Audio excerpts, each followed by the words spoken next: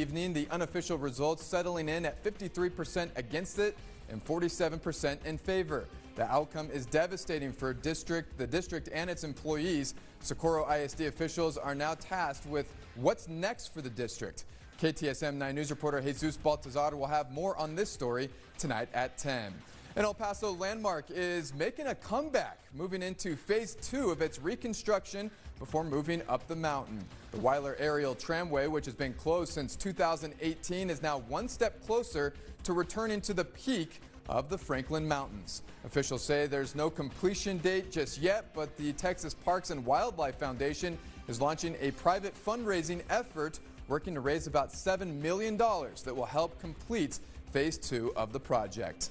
And the 42 million Americans who rely on food assistance to afford groceries are getting a better idea of what their benefits will look like this month. This amidst what is now the longest federal government shutdown in our country's history. The Trump administration announcing on Monday that the Supplemental Nutrition Assistance Program, or SNAP, would be partially funded in November following two judges' orders to use an emergency fund to keep aid flowing. Once payments are issued, the U.S. Department of Agriculture, which oversees SNAP, is warning people to expect about half of their usual monthly benefits. And joining us now is Kris Yagel, the interim CEO of El Pasoans Fighting Hunger. And Kris, recipients of SNAP, and there's close to 70,000 households in El Paso County alone that receive SNAP benefits. They've been seeking guidance on this, on SNAP benefits and what they look like in November ever since the federal government went dark. And now that we know that those benefits are going to be about half of what they normally would be, what is going to be now the impact at the food bank?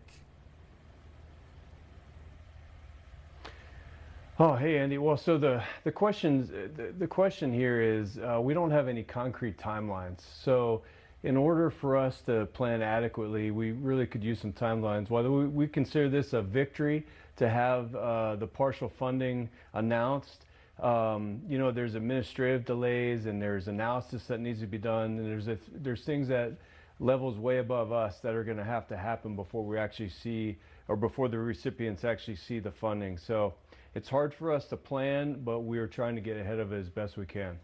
And the average payment per household, about $354 per month. So we're talking about roughly like $180 short of what families, you know, are used to when they purchase food at their local grocery stores. Is this an outcome that the food bank that you guys have been preparing for ever since the federal government went dark about a month ago? And what exactly do those preparations look like? What have you guys done to try and be ready for this? So as soon as we caught wind of the possibility of the shutdown persisting more than a short time, we started to make preparations. We started talking about it. We had a lot of hope that it wouldn't continue this long, but you know, we all know that hope is not a method. So what we started to do was we shifted our food sourcing model quite a bit. So this food bank here in El Paso relies, like most food banks, relies largely on donated food from our network around the country. We reallocated some funds, and we actually kind of went on offense, so to speak, and we went out and purchased food to have some extra on hand. Now, food's not something that, unless it's fresh food, that we have to worry about distributing, because we distribute quite a bit. So we got more shelf-stable food that we could keep for longer, just in case the shutdown was lifted and we would have excess food. And what we've done with that food then is we put together emergency boxes. We've gotten a couple calls, maybe a handful, from local agencies that have federal employees, and they've requested emergency boxes, so we started to put those together. We've assembled about 2,000 so far. We have enough food on hand and coming in to produce about 10,000 of those boxes, and we're getting ready to purchase more just to be ahead of the game when it comes to the weeks ahead. And obviously the hope right now is that this ends soon, but how long can El Paso's food bank withstand this type of increased demand? How do you make sure that resources don't dry up? Is this sustainable?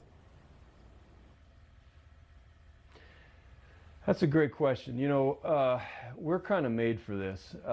We really have a great team here. It's the best I've been a part of. and we're kind of made to respond to urgent matters like this. However, eventually we'll run out of resources if we keep present pace. So what we rely on in a huge way is the community. This is El Pasoans fighting hunger. That means together we can come together and have enough resources to give the people that need food. Kris, coming from someone who is on the front lines of this thing, someone like yourself who sees how real food insecurity is in a community like ours here in El Paso, do you get frustrated with the way that lawmakers are approaching the government shutdown? It just doesn't seem like we're at day 36 now, like there's really any sense of urgency to fund the government and programs like SNAP. Is that frustrating for someone in your position?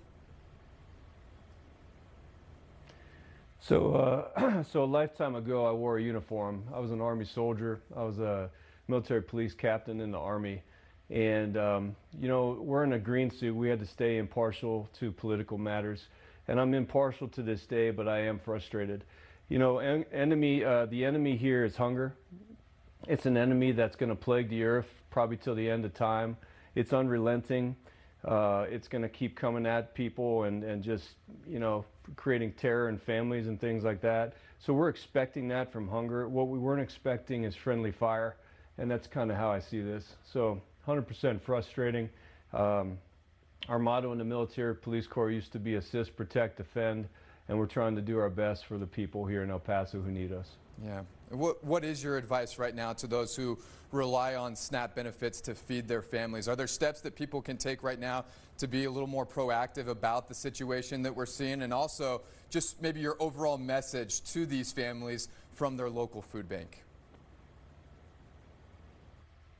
Absolutely. You're not alone. We're here for you. We're designed to help you, and we have a heart to help you. And not only us here at the food bank, but all of our pantry partners in the community at large.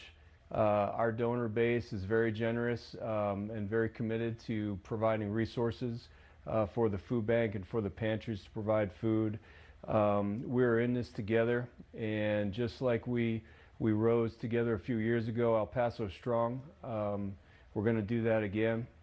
So come on out and see us at the food bank for some food, or visit one of our pantry partners. Don't give up hope.